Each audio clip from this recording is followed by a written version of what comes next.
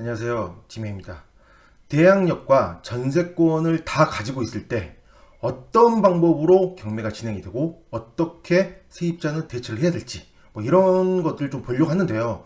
오늘 내용은 조금 어렵습니다. 어려우니 한번 잘 따라와 보시기 바랍니다. 자, 은평구에 있는 빌라입니다. 감정평가 금액은 2억 4,200만 원인데 유찰이 지금 두 번 된 상태입니다. 그래서 1억 5,488만 원이다 보니까 유찰이 많이 되다 보니 사람들이 굉장히 관심을 많이 가지고 있습니다. 자, 이 물건 보시면 세입자가 있습니다. 세입자는 보증금이 2억 원입니다. 자, 2억 원의 세입자는 2017년 2월 16일 날 전입을 하고 2017년 2월 16일 날 확정일자를 받았습니다. 그리고 2017년 2월 16일 날 같은 날에 전세권까지 설정했습니다. 자, 세입자는 집값이 2억보다 넘을 거라고 생각을 했을 것이고, 그 다음에 대항력이 있으므로 경매에 넘어가더라도 이 배당받지 못한 보증금은 낙찰자 인수사항이 되니 아마도 두 가지일 것입니다. 다른 사람한테 낙찰되기를 기다리고 있거나 아니면 세입자가 직접 입찰을 생각을 하고 있거나 이런 상황일 텐데요. 자, 이런 경우에는 대항력도 있고 전세권도 있는 상황에서는 세입자는 여러 가지 경우를 생각해 볼 수 있습니다. 두 개 다 있으면 아무래도 좀 편하죠. 내가 상황을 봐서 선택할 수 있으니까요. 자, 전세권이란 거는 등기부에 이렇게 전세권 설정을 하게 되면 전세권만 가지고 있다면, 이 전입신고가 없이 전세권만 가지고 있다면 이 전세권으로서 경매를 넘기면 이 물건은 결국은 이 전세권으로서 경매를 넘긴 거거든요. 임의경매잖아요. 만약에 세입자로서 경매를 넘겼다면 여기는 강제 경매가 되었을 것입니다. 대항력에 의해서 경매를 넘겼다면요. 그래서 전세권이 있는 상태에서 경매를 넘겼다면 만약에 전입신고가 없었다 라고 한다면 얼마의 낙찰이 되든지, 만약에 1억 5천에 낙찰이 되었다 그런다 하더라도 낙찰자 인수상이 발생하지 않습니다. 그러므로 세입자는 배당받는 금액만 배당받고 나가야 됩니다. 이런 상황이 되고요. 이렇게 대항력이 있다고 한다면 얼마의 낙찰이 되든지 세입자는 배당받지 못한 보증금이 있다면 그 보증금을 전액 낙찰자한테 인수상이 되니 이거를 낙찰자한테 달라고 하면 되는 거죠. 자, 그런데 여기에 문제가 생깁니다. 자, 2억입니다. 2억. 여기 이제 경매 비용이나 당해세 이런 건 제외하고 얘기를 할게요. 계산이 복잡해지니까 단순 2억만 가지고 얘기를 하겠습니다.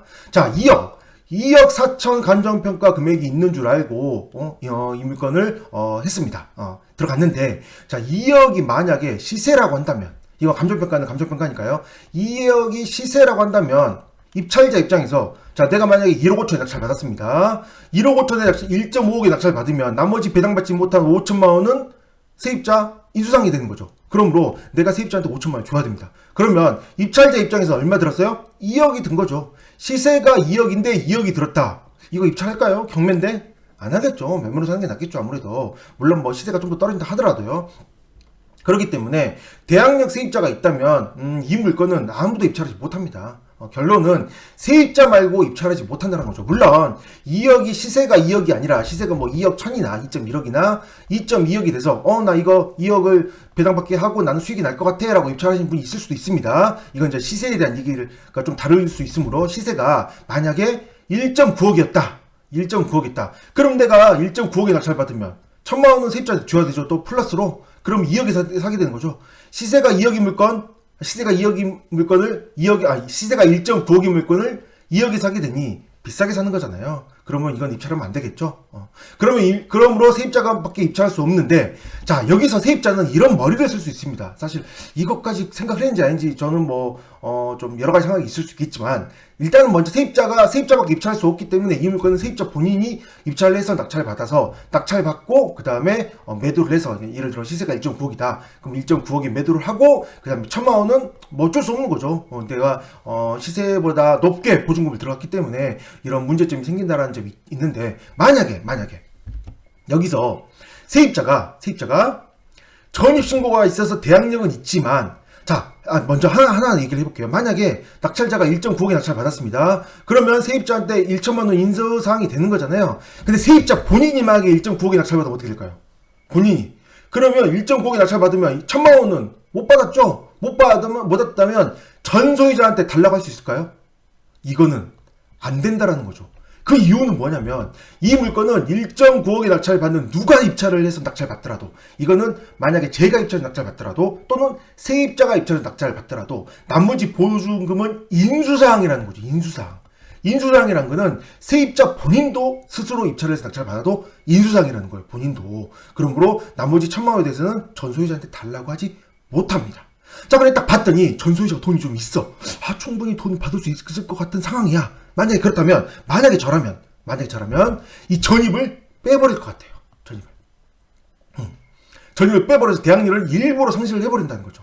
그렇다고 하더라도 어차피 전세권이 1순위입니다. 그러므로 얼마에 낙찰되든지 낙찰되는 금액에 가장 먼저 배당받는 것은 전세권이죠. 자, 만약에 시세가 1.9억입니다. 근데 누군가가 입찰을 해서 1.8억에 낙찰받았습니다. 또 세입자 본인일 수도 있겠지만 낙찰을 받으면 어차피 전세권은 소멸하고 대항력은 전입을 뺐으니까 사라졌을 것이고, 그 다음에 1.8억에 낙찰받고 세입자는 1.8억만 배당받고 그냥 나가면 됩니다. 그리고 배당받지 못한 나머지 2천만 원은 누구한테 달라고 하면 돼요? 전소유자한테 달라고 할 수 있다라는 거죠. 왜? 인수상이 아니었으니까요. 이해되시나요? 그러므로 이거는 세입자 본인이 잘 선택을 해야 됩니다. 전소유자한테 무조건 달라고 하면 주냐, 이게 경매로 넘어갔을 정도면 전세입자는 돈이 없을 가능성이 많이 있습니다. 저 이것만 봐도 사실은 가압류가 걸려있잖아요. 2억 2천만 원에 따로 가압류가 걸려있다면 소유자가 돈이 없기 때문에 이런 가압류가 걸리지 않았을까요? 그러므로 받아내기 아무래도 쉽지 않다라는 거죠. 저는 여기서 전세를 대항력을 빼서 대항력을 상실하라는 얘기를 실행하라는 게 아니라 상황에 따라서 그런 것들을 보고 선택을 할 수 있다는 거죠. 그렇겠죠. 그러므로 처음에 들어갈 때 전입신고 확정일자 그 다음에 전세권까지 같이 받는 게 좋겠죠. 근데 요즘에는 사실 이것보다 뭐가 제일 좋아요?